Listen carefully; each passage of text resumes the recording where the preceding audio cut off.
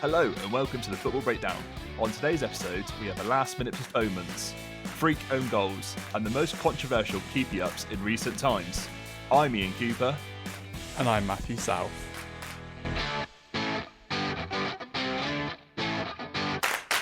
Welcome, everyone. And hello, Matthew. How are we doing? Did you watch any football this weekend? Hello, Ian. Yes, I did. Well, of course, we watched the same football on Friday night over the phone, which was an interesting watch. And then yesterday, I was actually lucky enough to go to Southampton-Liverpool, which was an interesting game. Some poor Southampton passing around the back led to their ultimate demise. But honestly, they actually showed a lot going forward. Tyler Dibling really impressing me watching him in person. So excited to see more of him going forward. How about yourself? Yeah, good, thank you. I can only imagine that was, even with the comical errors and shoot themselves in the foot, was much better football than the match that we watched on the Friday. It was so poor. It sort of put me off of the weekend and keeping up results. But at least we can say we weren't struck by Storm Burt and we didn't have any game postponements. Unlike a lot of the Football League across Scotland and England. Now, Matthew, did you see it went even as high up as the Championship with the game of Blackburn and Portsmouth being called off? Now, how would you feel if you had found out that on the coach trip up there that the game had been cancelled? I think I'd be pretty disappointed. What would you do in that situation? Like, you're already making your way up north. I guess for them it wasn't too late on. It was 11 a.m. So maybe you turn around for the day and just call it there, go home, or maybe you try and check out some football elsewhere, which I believe some Portsmouth fans did, which was cool to see. But at least they were warned at 11:30 or 11 a.m. and not at 2 p.m, an hour before their scheduled kickoff time, which we saw in multiple games across England and Scotland. Well, actually, speaking of Portsmouth fans turning up at other grounds, I did see on X that a few of them tried to go and watch Salford Bromley, only for that game to be cancelled at 10-2, and then they had to make alternative arrangements. So looks like a few of them were having pretty bad luck on their Saturday. But 10-2, and then AFC Fylde and Ebbsfleet was cancelled at 10-2 after they told their fans at midday that, Ebbsfleet fans told their fans at midday that the communication with the hosts Fylde had been told that the weather wasn't going to impact their game, only to have that reversed an hour later. Ian, what are your thoughts on the late calls of the postponements? See, I don't really get what the rules are set in place. So from my understanding, it's just sort of based on when the referee turns up. I don't know if they're due to turn up at a certain time to do these pitch inspections. I believe it's meant to be a few hours before the games, which just doesn't feel like it works in favour of the fans, especially the away travelling fans. And I just don't see the fairness in it. Do we need to have a rethink of the rules set for postponements, say early hours of the morning, or do you even make the call the night before? See, I know you're going to have exceptions where during the day you could go, actually the game could have been played, but are you just saving the faff and almost the embarrassment really from the home club? Because it's always the home club that gets the flack from this, when it's not always in their position to make these calls. No, exactly. Like in League Two, you had 3 postponements in the English League Two. That is, so you had Bradford Accrington was called off. That was called off at 10:30 in the morning. You had Fleetwood MK Dons called off. I think that was called off at 10:30 or 11 in the morning. And then you had Salford Bromley, as I mentioned, which was called off at 1:50, an hour 10 minutes before kickoff. Now, of course, you want to give like the best possible, at the most possible time to get the game on. But these weather conditions weren't a surprise this weekend. We had bad weather all week leading into it, in England, in Scotland. So come Friday night, come Saturday morning, when you know that the pitch isn't going to be playable. Like, I don't really know what they're waiting for and what's really they're deciding. Of course, things change and things happen, and I don't want to be too harsh. I want to try and give everyone the benefit of the doubt, but listen, like, we all saw the weather over this weekend. I just feel that calling a game off at 2 p.m. is just inexcusable to like the traveling fans. A lot of them making like 4 or 5 hour journeys this weekend to a game that should have been called off well before they set off. So yeah, the only real surprisement was for a game in the Championship to be called off, where there was a lot of talk, especially from the Pompey fans, but also just other fans of Championship clubs. They were almost mocking Blackburn for not being able to get their game played. But realistically, when you've got that much water, what are they expected to do? No, exactly. Like postponements are going to happen. Pretty much all levels of football. Like, I know, there weren't any postponements in the Prem, but listen, it's all location based. It's all depends on what happens at the end of the day, and were you affected more than others. And in Blackburn's case, they were. So very unfortunate for them. Do you have the best drainage system in place? Well, maybe they don't have the money to get that in place compared to other clubs, but still, when you're met with the weather that we've been met with, it's not really a surprise that we were getting hit this high up the Football League, in my opinion. I feel like it's harsh, and Blackburn did call the game off early enough. I know some Portsmouth fans all Portsmouth fans would have been on their way, but like, it's not much more you can do.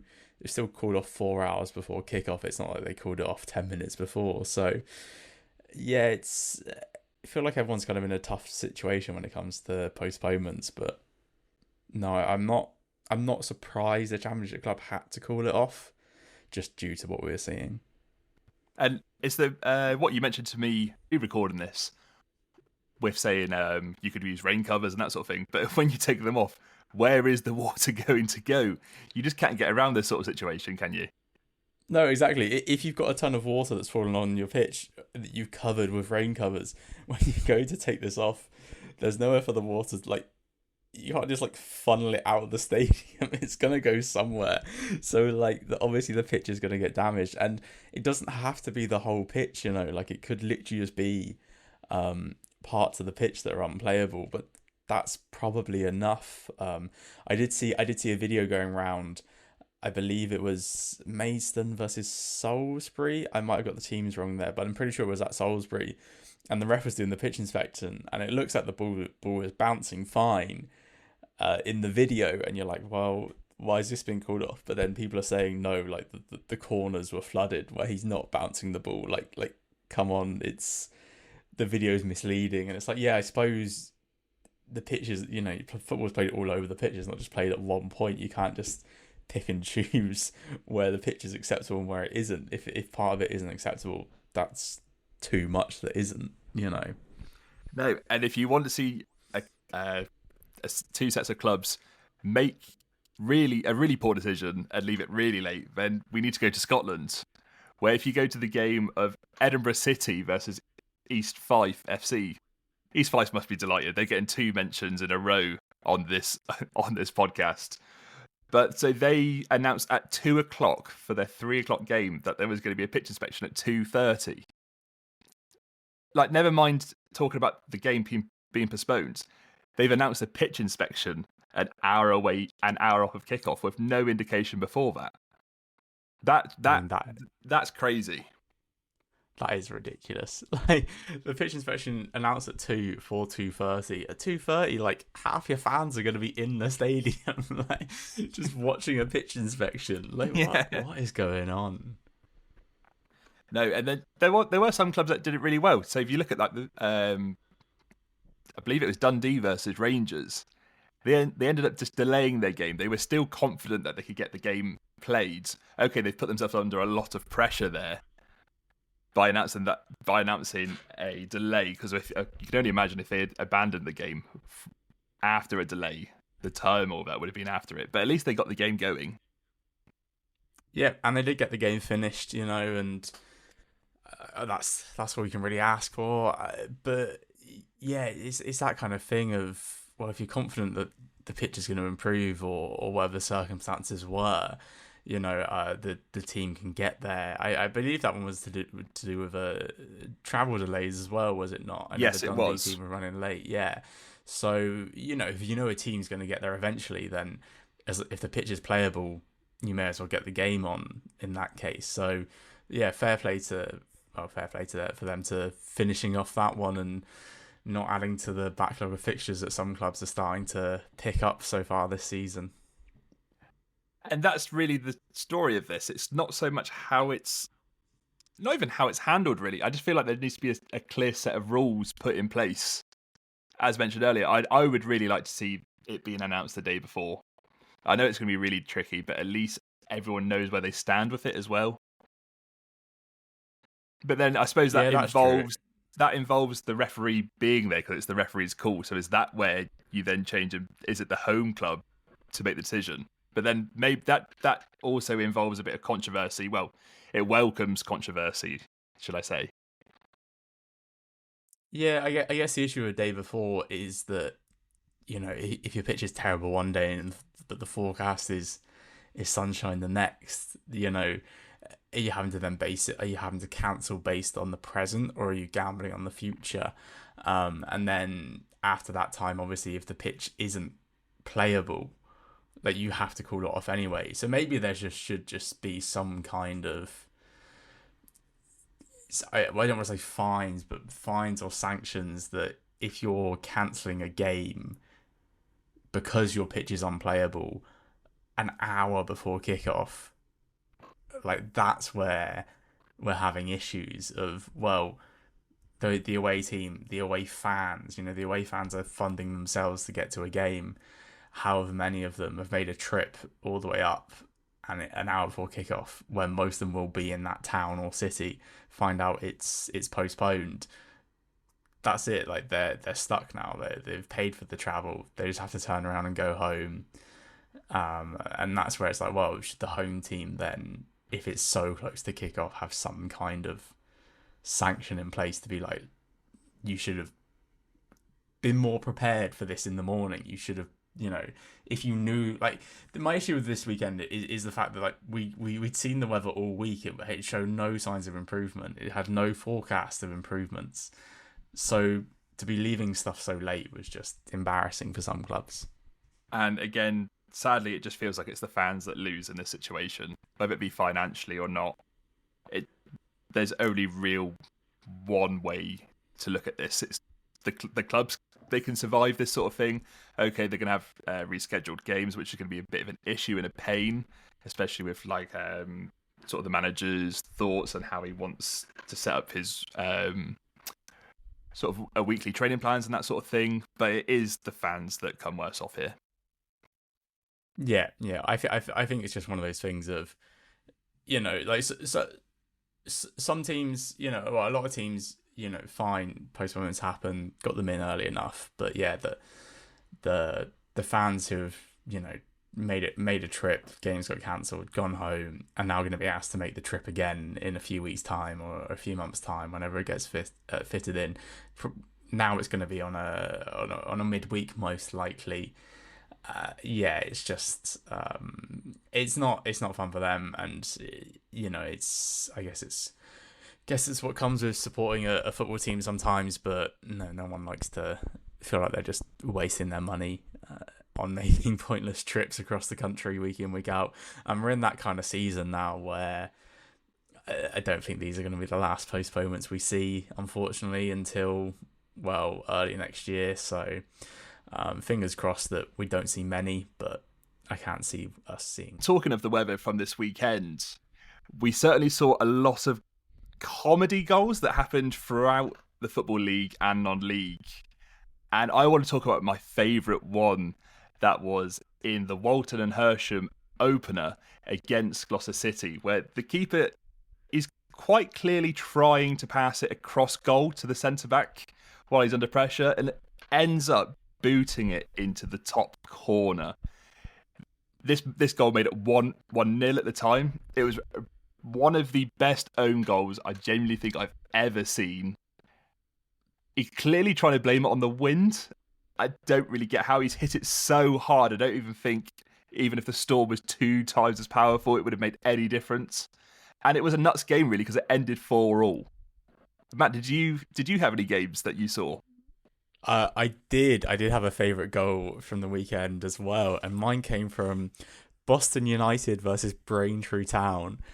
Boston were leading 1-0 at this point, with new manager Graham Coughlan in charge, and striker Jacob Hazel basically from about 30 yards kind of hooks the ball towards goal.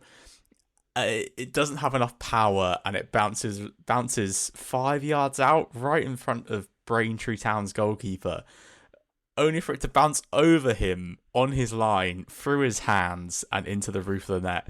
It's quite extraordinary, because the only way you can blame that on the weather is that your gloves are slippery, but other than that, it is just a remarkable mishap in goal. Braintree Town goalkeeper is former eccentric EFL and National League goalkeeper Lucas Coverland, who was, famously scored a goal in a playoff final before losing on penalties. But yeah, this is just another one in his highlight reel for sure. See, I have actually seen this goal, and it really reminded me of the earlier high-profile mistake by Meslier in the game. Was it against Sheffield United? Oh, it was against Sunderland, yes. Sorry, yes, it was against Sunderland. Completely misjudges it, yes. Although for this goal for Lucas Coverland, I genuinely can't understand how it's happened. Honestly, I'm watching it back, and the only thing, really weirdly, he is the ball has come from about 30 yards out. He is stood rooted on his line. He has made a couple of steps back, obviously trying to judge the bounce of the ball, and he is rooted on his line, and the ball just shoots straight up through his hands into the roof of the net. And honestly, the fact that he hasn't even just parried it forwards or something is just so wild. But look, of course, we'll put it down to the wind, especially for his confidence. But we all know it's an absolute blunder.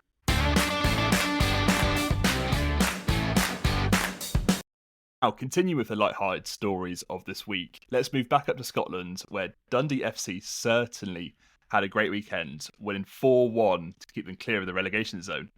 But this isn't the big story from the game. After Hibs got off to an early lead, Jordan Obita was shown a red card for a reckless tackle, where Ellie Yohan had a really strange reaction to the decision, proceeded to keep up the ball a few yards away from the injured Dundee player. Now, have you seen this clip?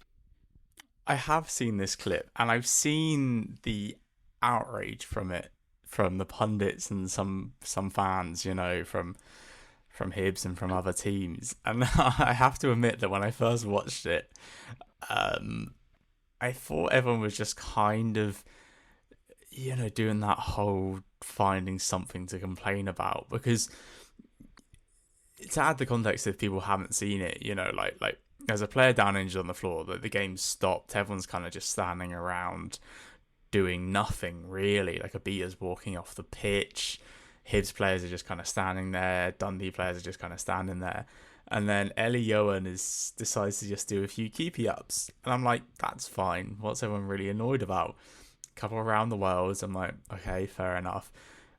And then after about 10 seconds, he decides to balance the ball on his head. And that's where I kind of drew the line and was like, okay, you've gone a little too far there. It just seems like it's gone from keeping yourself warm and just doing some keepy ups to just showboating, despite the fact that you've just had a red card for your team. Yeah, that was my thought. So it was sort of look, he's just stood around, the game's not being played, and the ball's at his feet. The ball's next to him. So it's natural for a player to just want hold of the ball. Fair enough. I'm exactly the same as you. It's when he starts balancing it on his head. It's just a really strange move.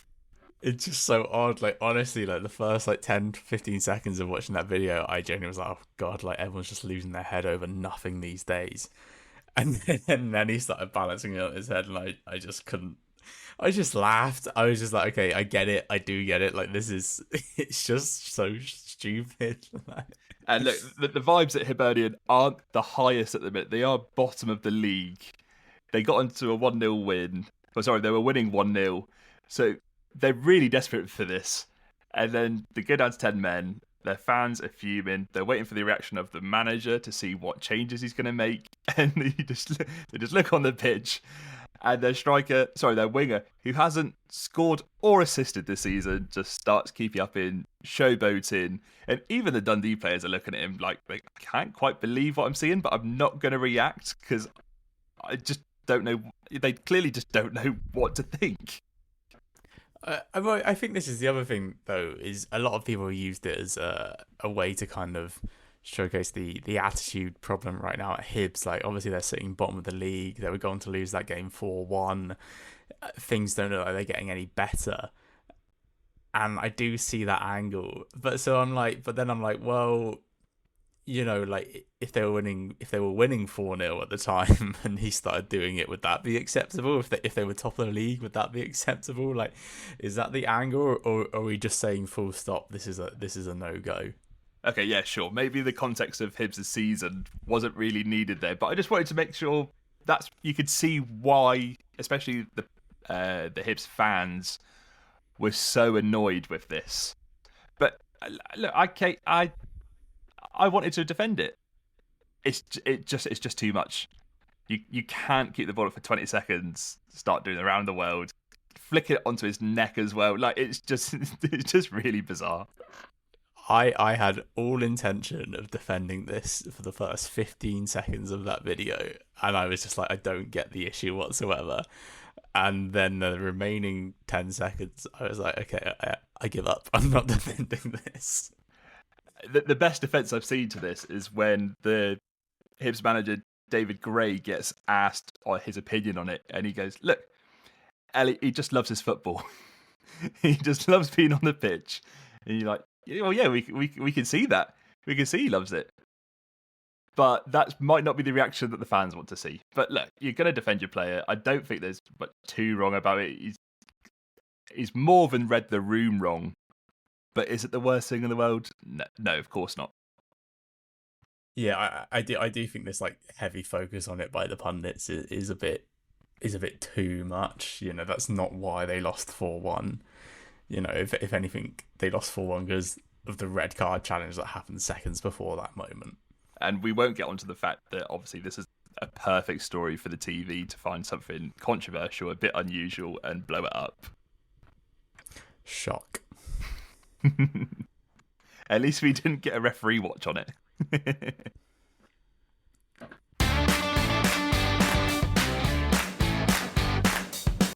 Now it's that time of the week where it feels like it's every week at the minute. We have another managerial departure.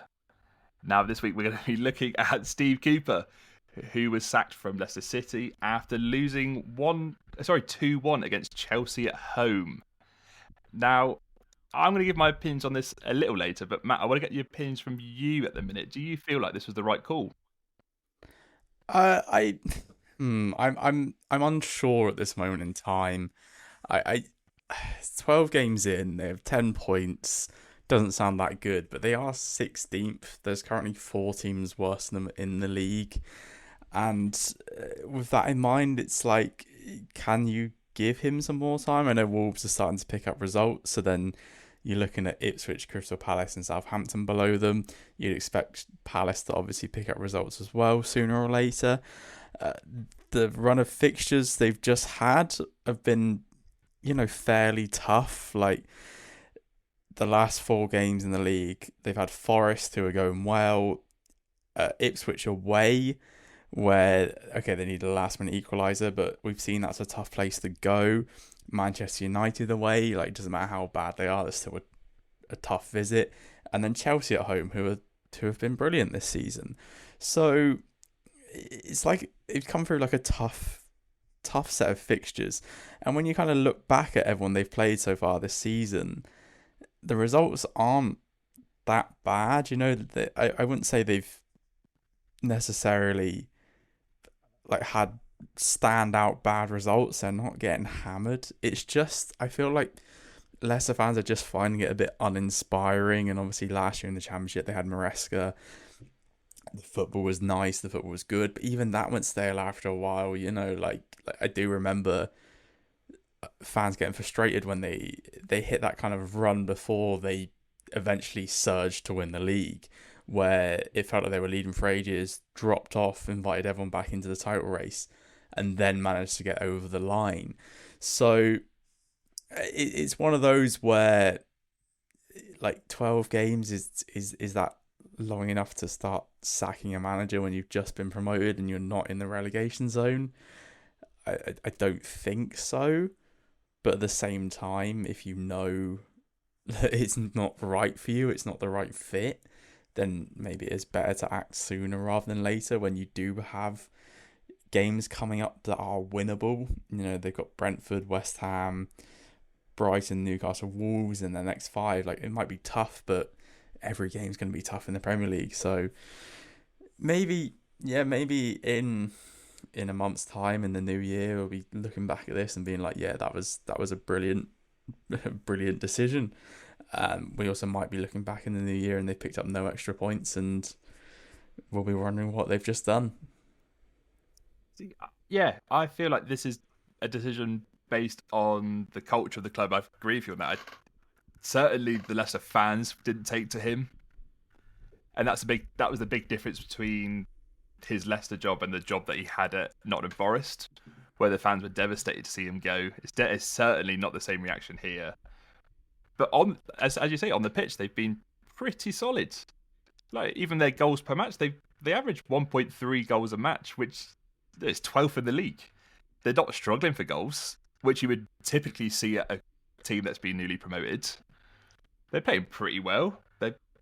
Certainly if you look at the players that they brought in over the summer, they're not pulling up any trees here. I don't know. I feel like it was in a no-win situation taking over Maresca, who was clearly loved at the club. They had their own vision, and Cooper's just not that same sort of personality, and certainly not the same style.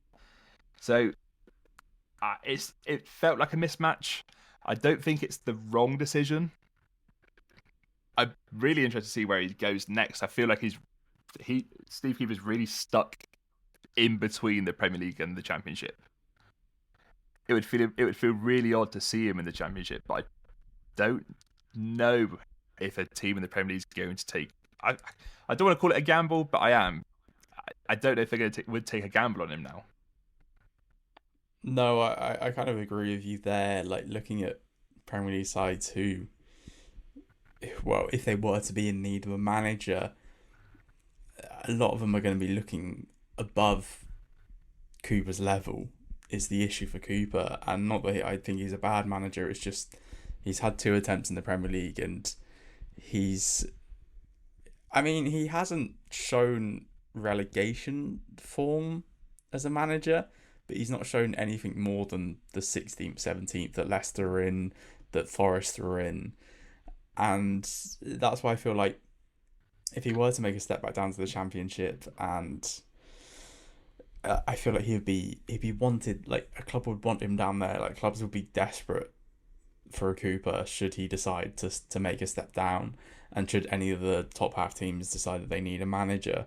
I think that would be a good fit for him. Yeah, when I'm talking about in between Premier League and Championship, one place that does make sense for me for Cooper to go to would be somewhere like Rangers. I know the position's not open at the minute, but you can't exactly say Philippe Clement's not under pressure. I mean, they're 3rd in the league, and they're certainly a number of points away from first, where the Rangers fans expect to be. And it doesn't seem like an inappropriate level for Cooper, where he would be able to gain some European experience there. And I think that's the best way if he wants a Premier League job, especially one that would be more settled, as I don't really feel like his agents had a great track record of getting him into settled jobs in the Premier League. I just feel like he'd have more of a pick, and he'd be more empowered to choose his next job rather than have to take it because he needs to get back in the fold. Yeah, I think that makes a lot of sense. I just feel like, I don't know, I just feel like I'm interested in what Leicester do as well, because they said they wanted the manager in before this Saturday.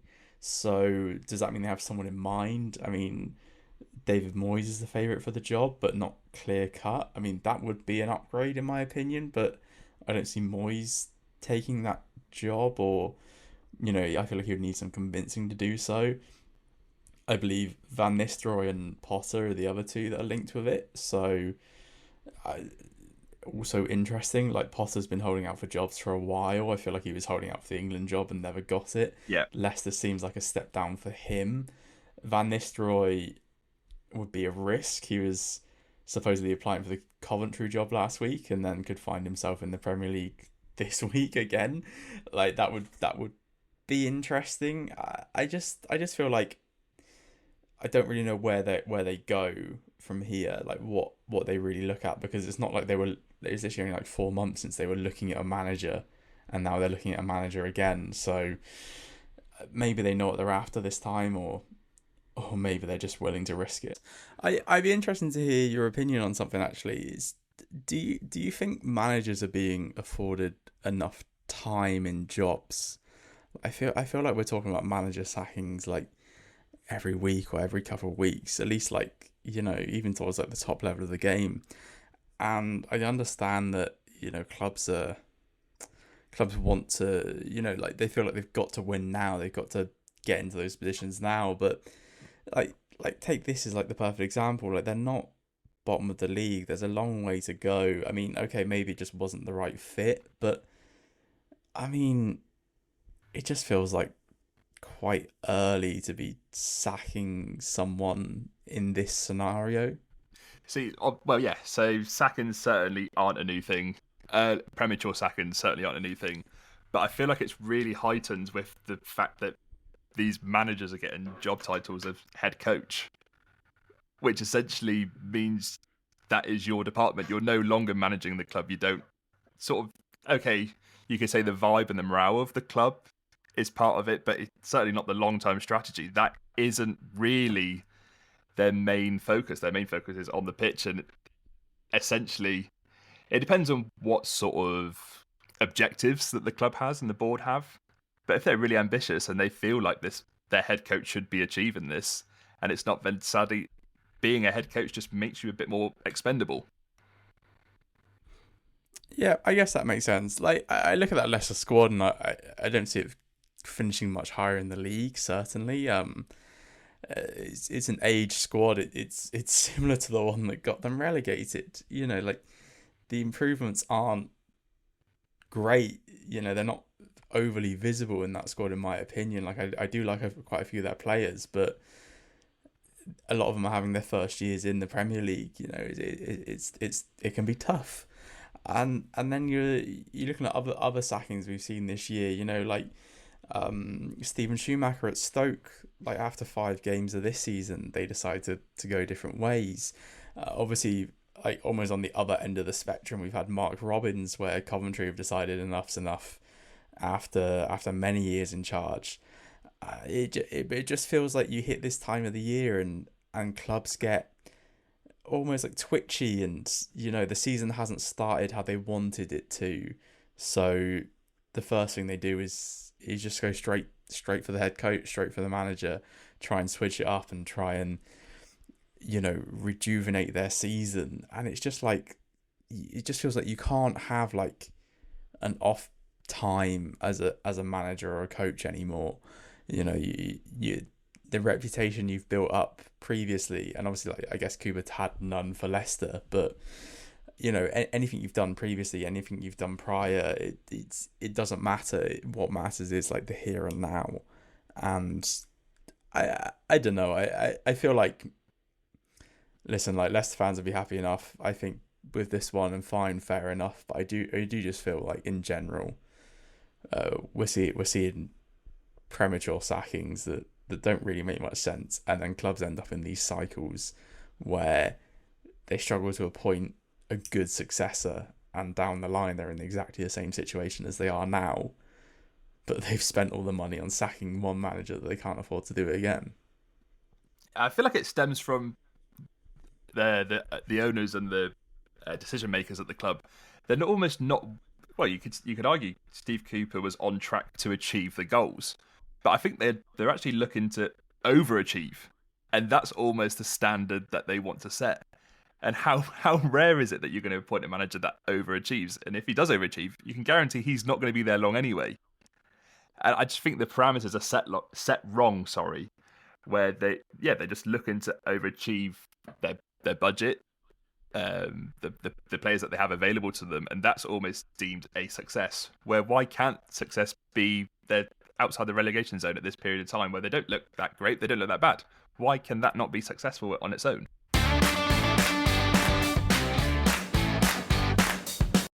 Now, rounding off the pod, we're going to introduce a new segment where we're going to discuss the our joint best football result of in the UK.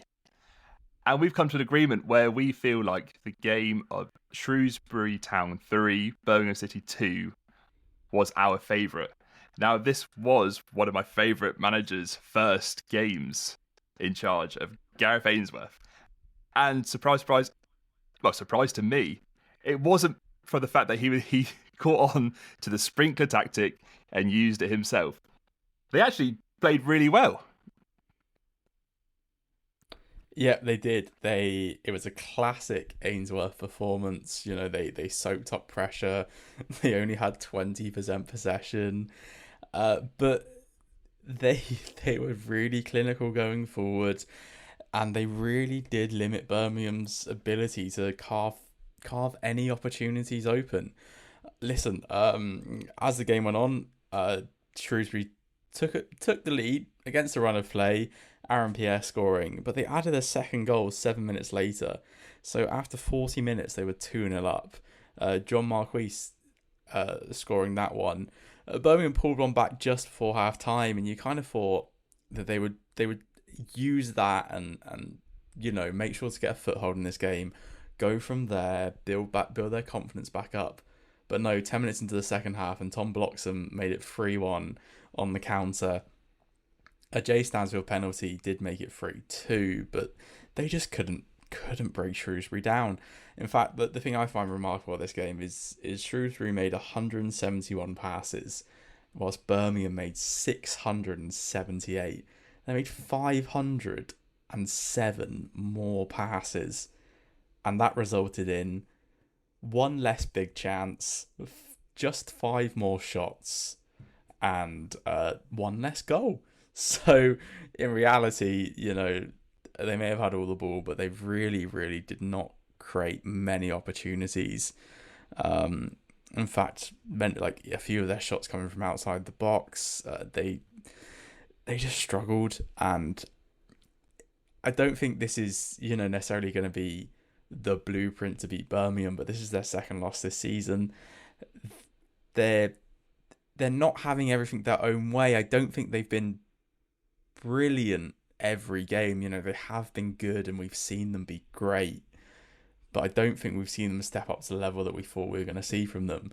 Whilst for Shrewsbury, this is exactly what they need. They're now 23rd. They're looking up the table. Ainsworth's in. Ainsworth's got his swagger back. It's brilliant. See, now this is a result that I should really hate. This game let down my acca on the weekend. I didn't see it coming. Shrewsbury haven't won since the start of October. But honestly, when I saw the scenes at the end of the match where Ainsworth goes up to the fans, he's giving it the big one, and they absolutely love him, I was just so happy. There was just something in me that thought, you know what, I couldn't care less about losing my money here. This is brilliant. I absolutely loved it.